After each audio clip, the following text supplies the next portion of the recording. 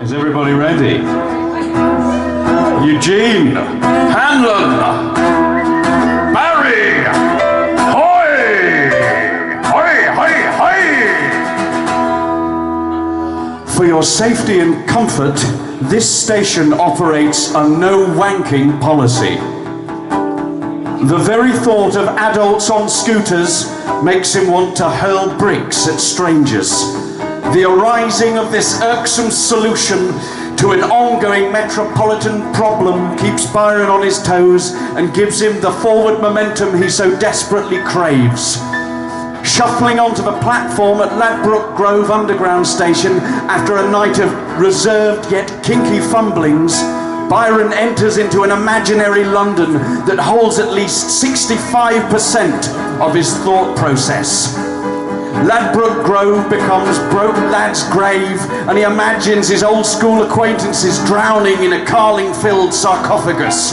His stream of consciousness becomes half erotica, half travelogue, and both halves of a narrative are projected and juxtaposed on the inner walls of his cranium.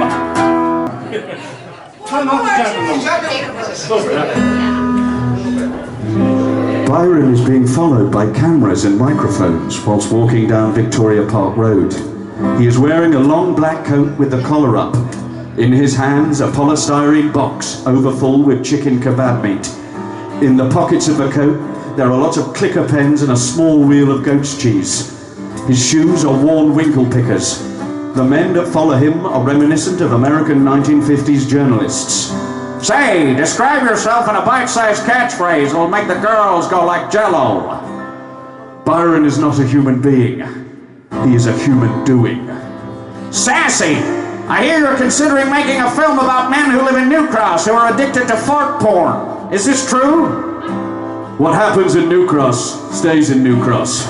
I've got my mind fixed on a film, but hell, it's been 5 minutes. I may as well turn it into an Art Deco-inspired advent calendar come confectionery range. We love you, Buster, we really do. How do you deal with the big boys in the House of Commons calling you a foot soldier of gentrification? I take it in my stride, my wide-eyed great white stride. You see, I've got a dynamo in my mind. I'm the nouveau rover, the Dada Casanova, the post-human Jewin. London is due for the neo-restoration, and I'm the Rochester of the noughties wanking into a sourdough bagel. Gee, thanks, whiz kid. That's a wrap, boys. We got what we need. The crowd of ludicrously vintage recording gear disperses, and he finally gets to Londis. Anxiety strikes as he has to make a very important decision. Which Polish lager does he pick today? The glossy facade falls away, and the sadist in his brain forces him to regurgitate reality. Your power is my power is raw power. My pathetic, capricious ego, disposable top-man chic. Fuck you, Schopenhauer. Voices from the abyss. Texting all of his exes, ringing all of his flings, raising them from the dead, then shooting them in the head. Machiavellian mistress management, insecure little bastard, the one-night stand-up routine.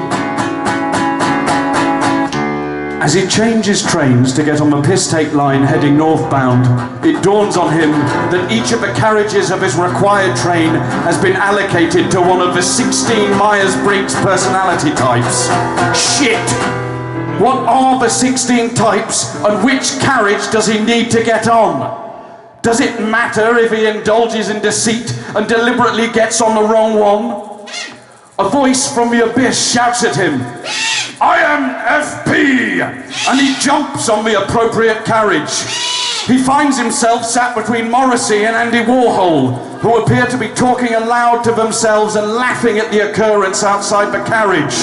It's none other than David Bowie, and in his cheeky yet affable London boy swagger, he's jumping in and out of each of the carriages in an outright flouting of convention. With a disarming and lovable smile, he pops his head into the same carriage of Byron and whips out a book of Edgar Allan Poe's poetry, and a fleeting world-weary glance overtakes his countenance, only to return to his bedazzling and charismatic grin as he leaps to the roof of the carriage. For your safety and comfort, This station operates a no wanking policy.